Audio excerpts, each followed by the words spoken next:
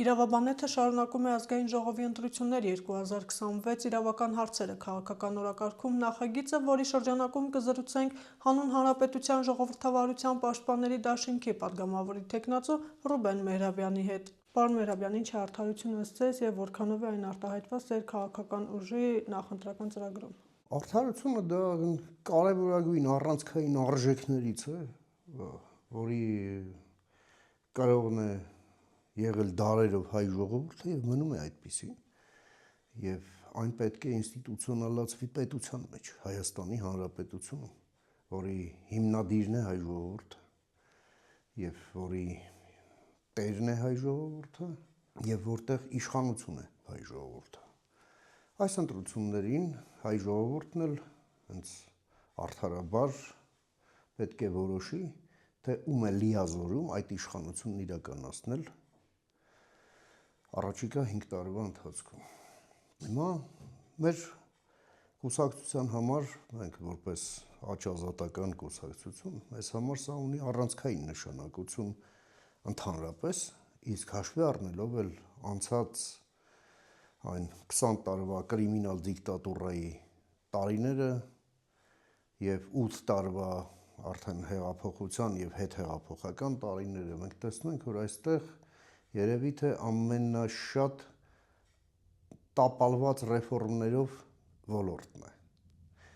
եւ մենք այս ոլորտում այսպես հաջորդաբար ռեֆորմների տապալումը դիտարկում ենք որպես լրջագույն ներքին սպառնալիք։ Կարող եմ ասել թիվ 1 սպառնալիք, որովհետև մնացած այլ սպառնալիքները ածանցվում են արդեն նրանից, որ մեզ մոտ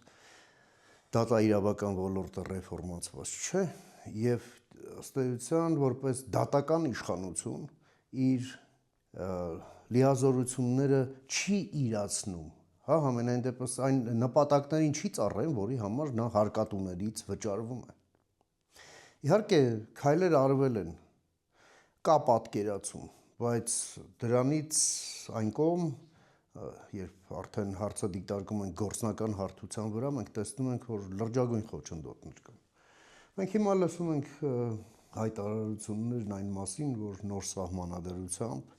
այստեղ խորքային բարեփոխումները կընթանան ավելի արագացված ձևով։ Համենայն դեպս ասվում է, որ բոլոր դատավորները որպես դատավոր իրենց պաշտոններում կառկախվեն եւ այսպես անհատական մոտեցմամբ բարձ կդառնա ով է մնում, ով ոչ։ Բայց մենք հասկանում ենք, որ միայն հենց այդ փոխատեղմամբ կամ միայն այդ դատավորական կորպուսի զտմամբ հարցերը չեն լուծվում, այստեղ հարցն ավելի խորքային է։ Նախ եւ առաջ Հայաստանում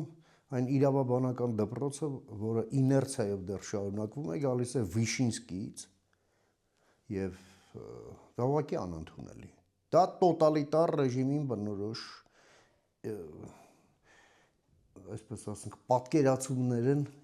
իրավունքի, իրավաբանության եւ ընդհանրապես մարդու եւ նրա արժեքի մասին։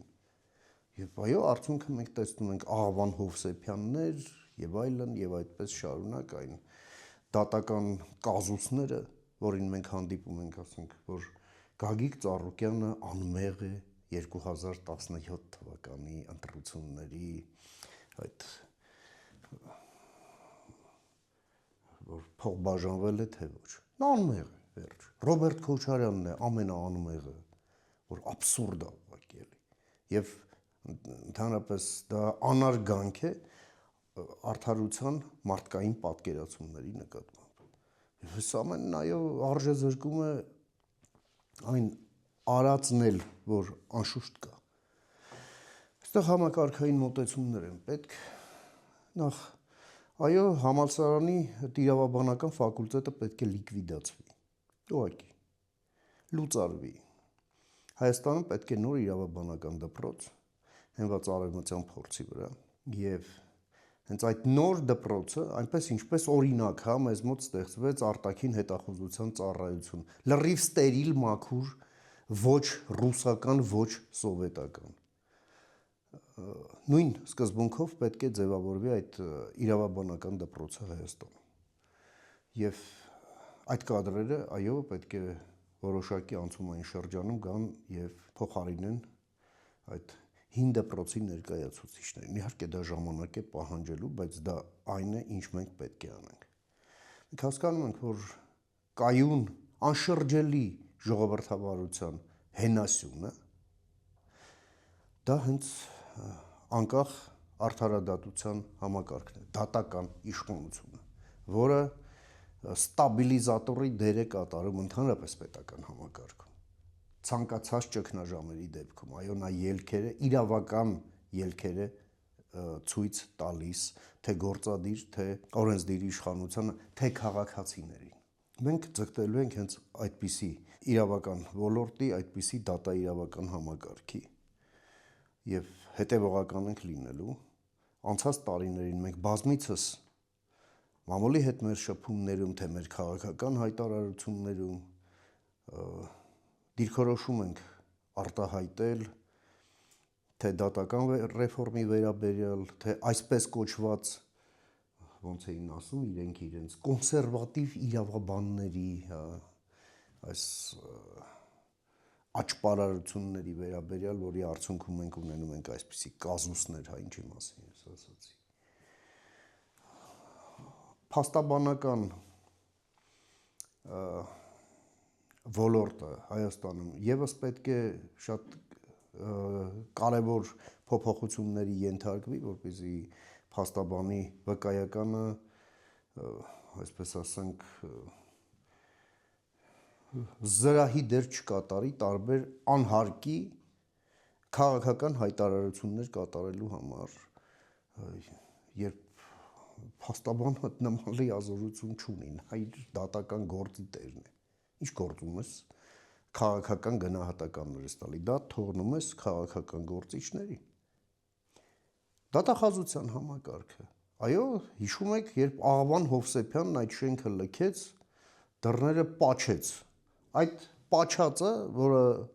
մի այն օծի թույնի նման մի էֆեկտ է թողել, մինչև հիմա մաքրած չի։ Բառիս իհարկե այն ֆիգուրալ իմաստով։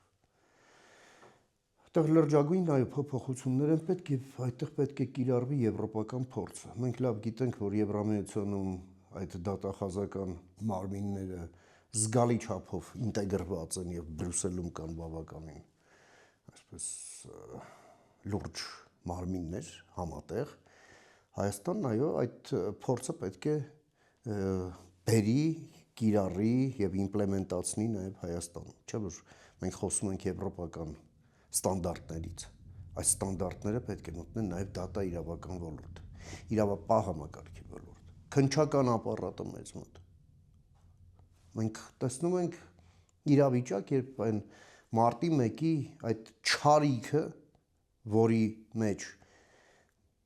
մասնակից է եւ դատախազությունը, եւ քննչական ապարատը, եւ դատավորական կորպուսը։ Նրանք հանցակից են եւ մինչեւ հիմա դա հաղթահարված չի։ Եվ կմնա չհաղթահարված մինչեւ մարտի 1-ի վերաբերյալ անցյալ տարվա սեպտեմբերի 18-ի դատավճիռը մարդու իրավունքների եվրոպական դատարանի Հայաստանն ամբողջությամբ չի կիրառել, ընդ որում կիրառել ես հասկանում եմ ոչ միայն զուտ իրավական մասով, այլև իրավաքաղաքական մասով։ Մենք ըստ էության այդ դատավճռի հետ գործ ունենալով գործ ունենք մի դատավճռի հետ, որը դատավճիռ է նաև Հայաստանի անկարողության վերաբերյալ այդ գործը քննելու։ Այո, մենք 18 տարի ապրում ենք մի պետության մեջ,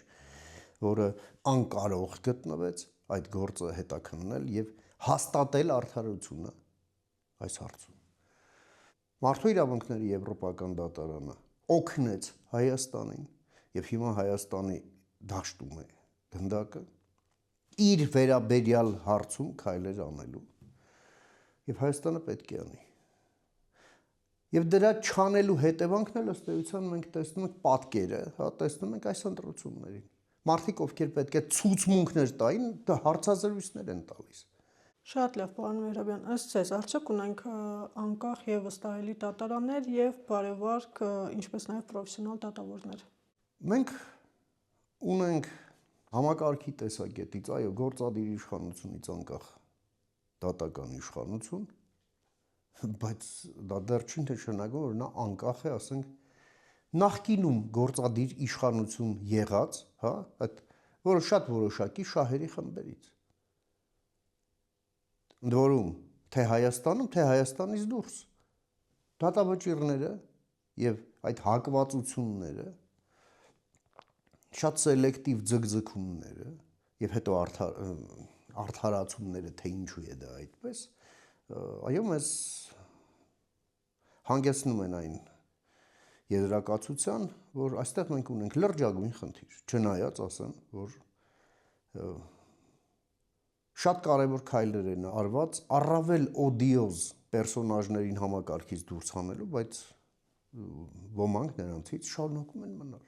համակարգում։ Եվ չկա դրա բացատրությունը, թե ինչու է այդպես։ Որովհետև երբ հարցնում ես ինչու է այդպես, պատասխան ես լսում, իսկ ինչու ոչ։ Հասկանում եք, աբսուրդ է սա։ Ինչ վերաբերվում է կա համակարգում պրոֆեսիոնալ եւ բարեվարք դատավորներ, անշուշտ կան։ Ավելին ասեմ, մեծ մասը դատավորական կորպուսի հենց այդպիսին է, բարեբախտաբար։ Բայց դա դեռ բավարար չէ, որպեսզի մենք նույն բնորոշումներով, հա, խոսենք համակարգի մասին, որպես առանձին իշխանության թևի։ Դա դեռ տեղ անելիքներ կան եւ դա արվելու է միայն եւ միայն բարեփոխումների ճանապարհով, ընդ որում ինտենսիվ, այսպես ասենք, ֆորսաժով բարեփոխումների։ Իհարկե, երբ Հայաստանի վարչապետն ասում է, այստեղ պետք է դանդաղ ընթանալ, ես կատեգորիկ համաձայն չեմ, որ այդ տրամաբանությամբ պետք է առավել չարորակ սեգմենտները մենք շարունակենք հանդուրժել համակարգում, ընդ որում վճարել նրանց հարկատուների գրպաններից։ Դա անտանելի է եւ անընդունելի ուղղակի։ Ձեր գնահատականով այսօր Հայաստանում մարդը կարող է պաշտպանել իր իրավունքները դատարանի միջոցով։ Այնուամենայնիվ այո։ Բայց տեսեք, եթե նույնիսկ նա ինչ որ գործով, հա, դուք հիպոթետիկ հարց եք տալիս, եթե այդ հիպոթետիկ խնդրով նա դիմի դատարան եւ այնպես ստացվի, որ դա մարտահրավեր լինի դատական համակարգին եւ դատական համակարգը փորձի նրան ճնշել, ապա հնարավոր է դա անել, իրավունքը պաշտպանել հանրային աղմուկ բարձրացնելով։ Հիմա իհարկե շատ ավելի հեշտ է դա անել, շատ ավելի հեշտ, քան դա կարող էր անել, ինչպես է ընդունված գեղարվեստական գրականության մեջ ասելով, հա, փոքր մարդը ինչ կարող է անել, հա, փոքր մարդը հիմա կարող է անել շատ ավելի շատ բան, քան կարող էր անել, ասենք, սրանից 8 տարի առաջ, բայց դա այն չէ, ինչին մենք ձգտում ենք, շատ հեռու է դրանից։ Որոնք են ձեր քաղաքական ուժի նախընտրական ծրագրի հիմնադրույթները այս ոլորտում։ Այս ոլորտում ես ասացի դատական համակարգի այսպես ֆորսաժով ռեֆորմներ եւ բարեվարկության չափանիշների վերանայում, խստացում, հատկապես կապված շատ կոնկրետ դատավորի հետագծի հետ եւ նաեւ այո այս իրավաբանական դպրոցի հետ կապված շատ արագ պետք է այս ամենն արվի։ Ռեֆորմներ են պետք եւ այո այստեղ գործադիր իշխանությունը պետք է նաեւ մասնակցություն ունենա դատախազության ռեֆորմում, քննչական ապարատի ռեֆորմում եւ մի հատ ոնց որ խնդիրների ինվենտարիզացիա է պետք անել կոնկրետ հիմնարկներում, գերատեսչություններում, ինստիտուտներում։ Արդյոք համարում եք, որ Հայաստանում գոյություն ունի կոռուպցիա, թե ոչ։ Այո, գոյություն ունի կոռուպցիա, բայց այն դրանք կոռուպցիոն կղզյակներ են, որոնք դեռ իներցիայով մնացել են նախկինում վերտիկալ ինտեգրված կոռուպցիոն համակարգից, հա, որ այսպես հիերարխիկ կառուցված էր եւ իրենով ներկայացնում էր կառավարման համակարգը ըստեյության։ Հիմա դա չկա, բայց այդ կղզյակներն այո մնացել են։ Եվ այդտեղ էլ այդ կոռուպցիայի ընկալման համաթիվ, որ կա, չէ, Transparency-ի կողմից Հայաստանը գրանցեց այդ թվի շեշտակի բարելավում, կարճ ժամանակահատվածում, որից հետո մենք այսպես աշխարհում միջին դիրքեր զբաղեցնելով շարունակում ենք դոփել տեղում։ Ահա եւ ամենաօբյեկտիվ ցուցանիշը, ինչ կա եւ ինչ չկա։ Ինչպես է գնահատում հակակոռուպցիոն մարմինների անկախությունը, վստահելիությունը եւ գործունեության արդյունավետությունը։ Անկախությունը վստահում եմ եւ դրանք նոր մարմիններ են, որոնք ձևավորվել են էլի, ինչպես մենք հիշում եք խոսակցության սկզբից, խոսում ենք այն ստերիլ պայմաններով ձևավորված նոր մարմինների, նոր ինստիտուցիաների մասին։ Դրանք հենց այդպիսինն են, թե հակակոռուպցիոն կոմիտեն, թե հակակոռուպցիոն հանձնաժողովը, բայց սրանք նոր մարմին լինելով այնուամենայնիվ իրենց ինքնահաստատման ճանապարհը օբյեկտիվորեն պետք է անցնեն։ Շատ կարճ ժամանակ է անցել նրանց գործունեության համար։ Բացի դրանից էլ, այո, կան խնդիրներ, որոնք այս մարմիններից տիրույթից դուրս են, հա, խոսքը վերաբերվում է քաղաքական կամքին, պետության մոտեցումներին, պրոբլեմի ախտորոշմանը հենց պետական իշխանության կողմից։ Դրանք ոչ միշտ է, որ բարենպաստ ձևով են ազդում այդ մարմինների գործունեության վրա, բայց այդ մարմինները դրսևորել են ունակություն աշխատելու, ունակություն պաշտպանելու հասարակության այդ ախտից եւ վստահ եմ, որ շատ մեծ ներուժ ունեն նաև կատարելագործման համար եւ պետության եւ քաղաքական դասի կարևորագույն անելիքն է այո ամրապնդել այդ մարմինները, որովհետեւ դրանք մերն են, մեր բոլորին է, որոնց գործունեության շահառուն մենք բոլորս ենք։ Իսկ որոնք են ձեր քաղաքական ուժի կոնկրետ քայլերը կոռուպցիան կանխարգելու եւ հակակոռուպցիոն համակարգն արդյունավետ դարձնելու։ Թվային պետության ստեղծումը նախ եւ առաջ։ Այն ինչի մասին մենք խոսում ենք եւ այնքան էլ լավ չենք ընթանում այդ ուղղությամբ։ Դա մեկ։ Երկրորդը, այո, մեր իրավական ոլորտը, իրավապահ մարմինները այո պետք է համակարգային դերուսիֆիկացիայի ենթարկվեն եւ այդ ռուսական պրակտիկաները, որոնք նույն կոռուպցիոն պրակտիկաներն են, պետք է Հայաստանում արմատախիլ արվեն ուղղակի։ Պետք է պայմաններ ստեղծվեն, որպեսզի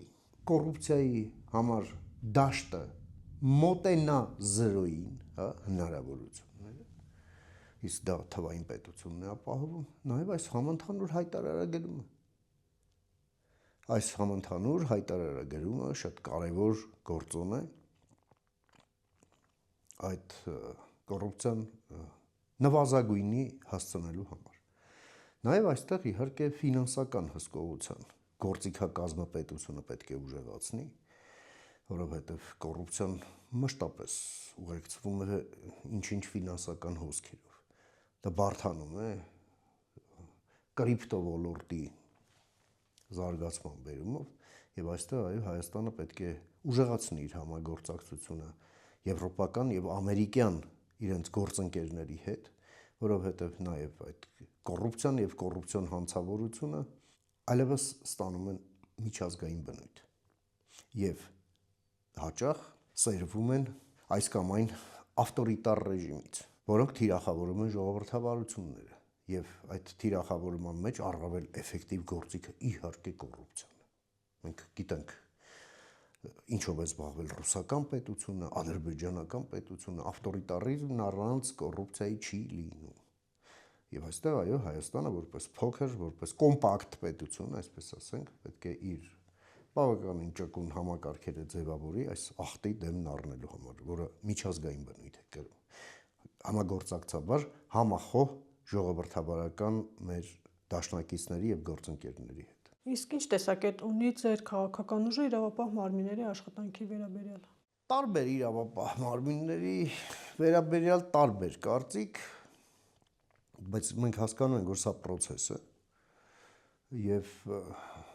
հաշվի առնելով, որ այդ մարմինները ի վերջո մարմիններում աշխատում են տասնյակ հազարավոր մեր հասարակության անդամներ, հա, մեր նման մարդիկ, մենք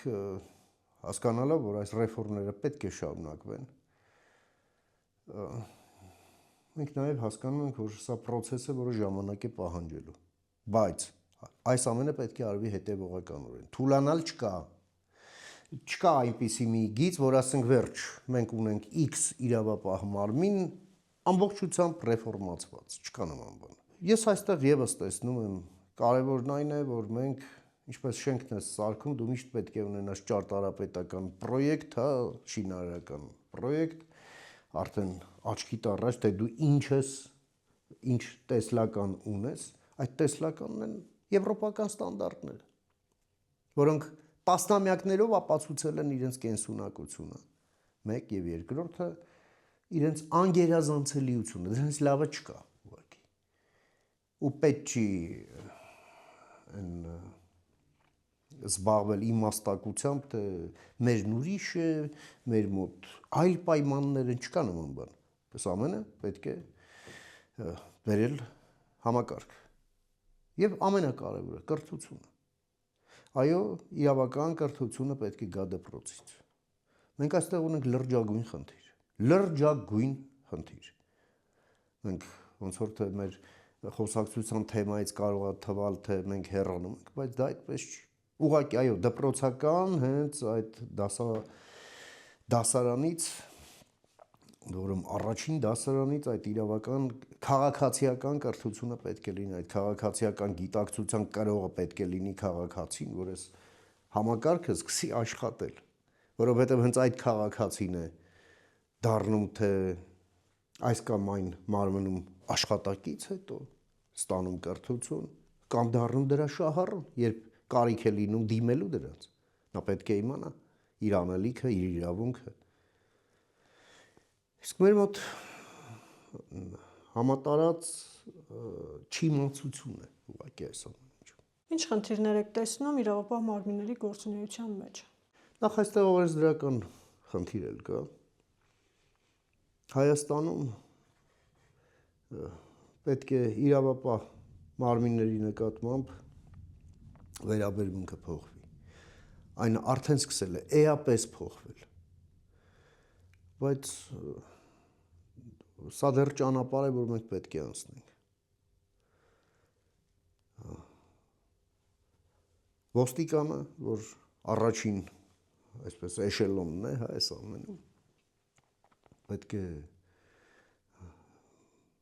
լինի հասարակության ամենահարգված անդամներից մեկը եւ նա էլ գիտակցի իր կարգավիճակն ըստ այդ։ Մենք օրինակ տեսել ենք այդ օրինակները Միացյալ Նահանգներում։ Մենք տեսնում ենք, թե ինչ իրավունքներ եւ պարտականություններ ունի ոստիկանը եւ մարդիկ գիտեն դրա մասին։ Մենք հասկանում ենք, որ հենց այդ տեղից է սկսում ամեն ինչ։ Դատավորն իր կերպարով, դատախազն իր կերպարով։ Այս ամենը շատ կարևոր է։ Դրա մասին նաև Հոլիվուդն է ֆիլմեր հանել եւ այդպես դաստիարակել, կրթել սերունդներ, չէ՞։ Այո, հայ կինեմատոգրաֆն էլ պետք է այդ ճանապարհով անցնի, մինչդեռ մենք տեսնում ենք քրեական ենթամշակույթ են պրոպագանդում։ Հասկանում եք, որը ըստ էության դեմ է այն ամենին, ինչ որ պետությունը փորձում է անել նաև հասարակության գիտակից մասնել պետության հետ համատեղ։ Սա այնպես չի, որ լինելու է այսօրվա կամ վաղվա վարչապետի անելիքը, կամ նախարարի, կամ գլխավոր դատախազի, կամ իրավաբանական ընկերակցության։ Սա բոլորիս խնդիրն է։ Բոլորիս, առանց բացառության։ Որովհետև սա մերն է եւ վերաբերվում է բոլորիս առանց բացառության։ Ըստ այդմ։ Որքանով են այդ մարմինները այսօր ապահովում քաղաքացիների իրավունքների պաշտպանությունը։ Շատ ավելի լավ, քան դա 8 տարի առաջ էր։ Այնուամենայնիվ իրավապահ մարմինները, որոնք անմիջականորեն աշխատում են քաղաքացիների հետ, նրանք այսպես ասենք ռեֆորմների առաջին ալիքով են անցել, հա, եւ այստեղ այո փոփոխությունները զգալի են, բայց ես չեմ համարում, որ այս process-ը վերջացած է։ Եվ այո, այսօր քաղաքացին շատ ավելի շատ պաշտպանված է, քան դա եղել է առաջ։ Իսկ ունեք որևէ լուծում այս ընդհանուր ձեր ասածի շուրջ։ Լուծումը քաղաքական է նախ եւ առաջ, այս ընտրություններին պետք է Հայաստանի քաղաքացին տեր կանգնի ոչ միայն իշխանության, այլև ընդդիմությանը, այլ ոչ թե ընդդիմությունը տա մեր պետության հակառակորդ հանդիսացող այլ պետությանը։ Եկել է այդ ժամանակը, որպեսզի այս խոսակցությունները, որը մենք ձեզ հետ միասին, շնորհիվ ձեր հրավերի, մենք ունենում ենք ձեր եթերում, ձեր հարգարժան լսարանի ներկայությամբ, մենք ունենանք պարլամենտում։ Սրա մասին խոսակցություն չի գնում, ցավոք սրտի։ Այս խոսակցությունները վերջանում են այնտեղ, հենց այսպես կոչված ընդդիմադիրները սկսում են ավել պակաս ուղղակի խոսալ եւ կոնսերվատիվ իրավաբաններն էլ սկսում են դատական ռեֆորմները, իրավական ոլորտի ռեֆորմները գցել իրենց ոտին, իշխանության ոտին էլ հետը։ Ահա եւ ողջ պատմությունը։ Լուծում այս ամենը փոխելու մեջ։ Եվ նաեւ օգտվելով ձեր եթերով ընձեռած հնարավորությունից ուզում եմ մեր հարգարժան քաղաքացիներին կոչանել տեր կանգնել եւ իշխանությանը, եւ ընդդիմությանը, եւ պետությանը։ Ես որպես հանուն հանրապետության կուսակցության փոխնախագահ կոչ եմ անում քվեարկել մեզ համար 18-ին։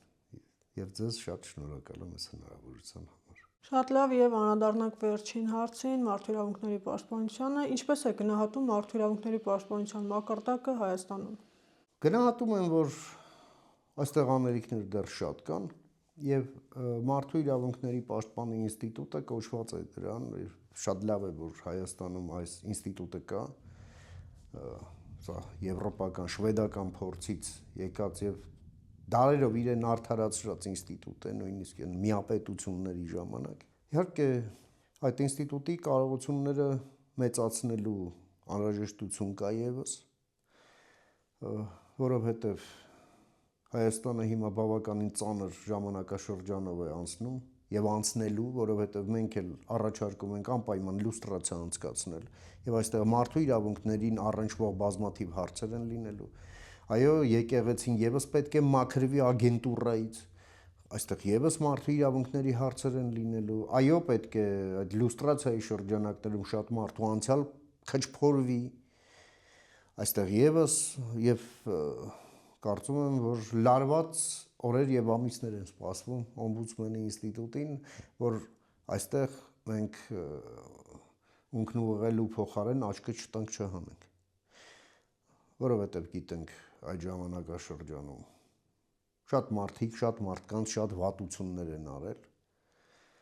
եւ ցավոք սրտի անցյալից եկած այդ մատնագրերի մշակույթն էլ արմատախիլ արված չի։ Մենք դեռ որպես հասարակություն կրում ենք ստալինիզմի այդ ժառանգությունը, անձի պաշտամունքի ժառանգությունը, դրանք շատ ծանր ժառանգություններ են, այդ մատնագրերի եւ այլնի։ Այստեղ շատ կարեւոր է լինել հետեւողական,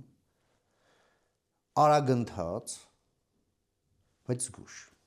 Որոնք են ձեր քաղաքական ուժի անելիքները առաջիկա տարիների ընթացքում ընտրություններում հաղթելու դեպքում։ Չեմ կարծում, որ ընտրություններում կհաղթենք, մենք մեր հնարավորությունները լավ ենք պատկերացնում, մենք ըստ էության նոր կուսակցություն ենք եւ մենք խնդիր ենք դրել անդիմափոխություն իրականացնել։ Մենք կլինենք պարլամենտում եւ որպես ընդդիմություն կմասնակցենք այս բոլոր աշխատանքներին կապված թե սահմանադրության հետ, կապված նաև սահմանադրությունից բխող այս ողջ ռեֆորմների այդ համալիրի հետ, որը մեզ սպասվում է, մենք ամենաակտիվ մասնակցությունը կունենանք դրանը, որպեսզի մենք ստանանք լավագույն քաղաքական որոշումներ եւ լավագույն օրենսդրական լուծումներ եւ